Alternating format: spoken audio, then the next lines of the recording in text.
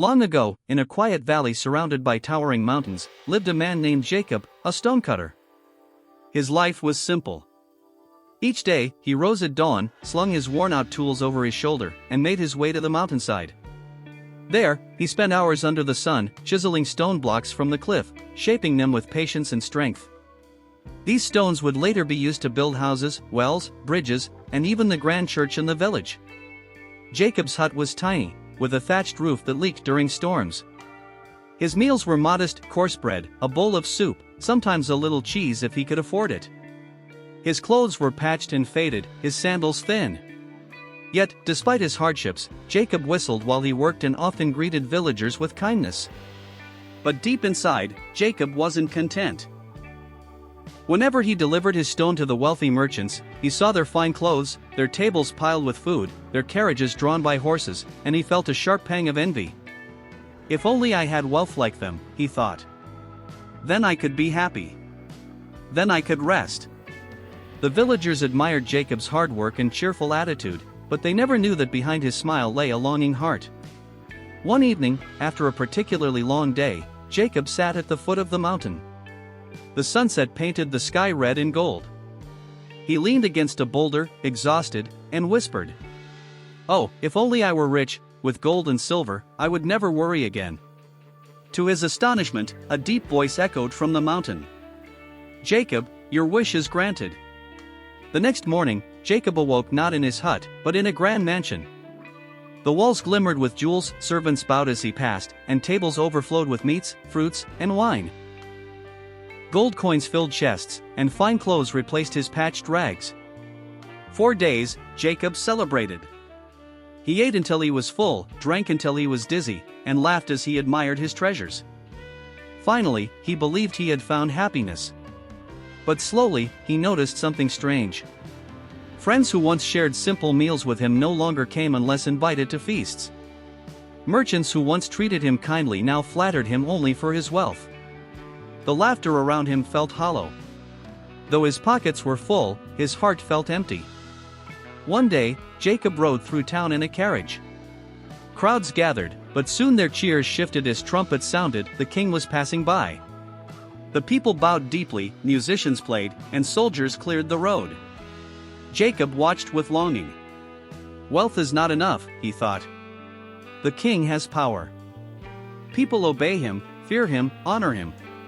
If I were a king, then I would be happy. That night, Jacob whispered to the mountain again. "O mountain spirit, make me a king." And so it was. The next morning, Jacob awoke in a palace. He wore a golden crown heavy with jewels. Guards lined the halls, trumpets announced his every step, and servants rushed to fulfill his commands.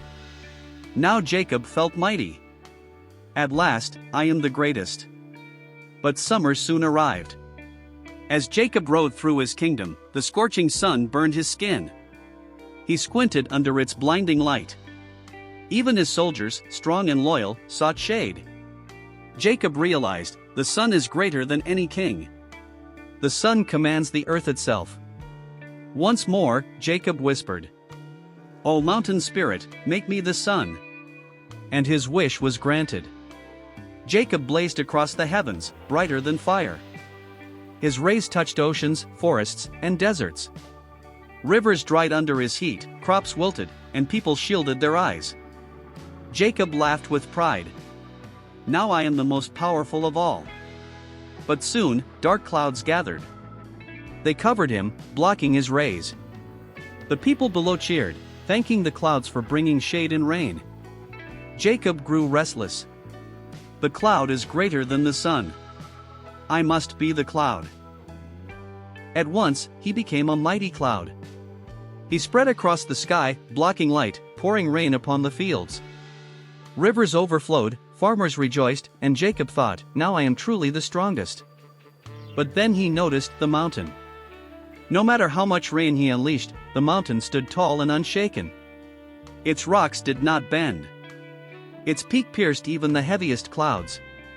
The mountain is stronger than the cloud, Jacob declared. I must be the mountain. And so, he became the mountain. Immovable. Vast. eternal. He towered above the valley, unyielding to sun, cloud, or storm. For a while, Jacob felt invincible. Nothing is greater than me, he thought. But one morning, he felt something strange. A sharp sting at his side. Then another. Chunks of his rock crumbled away. He looked down and saw a stonecutter. With simple tools, the stonecutter chipped away at his mighty form, carrying pieces to the village below. Jacob gasped. The stonecutter is greater than the mountain. Greater than me. And in that moment, he whispered, "O mountain spirit, make me a stonecutter once more." In a flash, Jacob found himself back in his hut. The mansion was gone. The palace, the crown, the sun, the clouds, the mountain vanished. Only his worn hammer and chisel remained. His hut seemed smaller than ever, his bread harder, his clothes rough. At first, Jacob sat in silence, overwhelmed by what he had lost. Then he heard laughter outside. His neighbors were sharing stories. A child waved at him. A friend knocked at his door, bringing soup. Jacob's eyes softened. For the first time, he truly saw the richness of his simple life.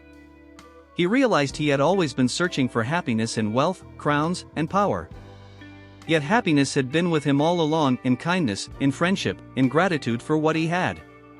That night, Jacob whispered to the mountain one final time. "Thank you, Spirit, but I no longer need wishes. I am happy as I am." And for the first time in his life, his heart was completely at peace. Happiness does not come from wealth, power, or being the greatest. It comes from gratitude, contentment, and joy in the simple blessings of life.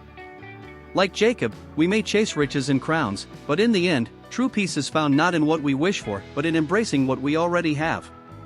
If this story inspired you, don't forget to like, share, and subscribe to our channel.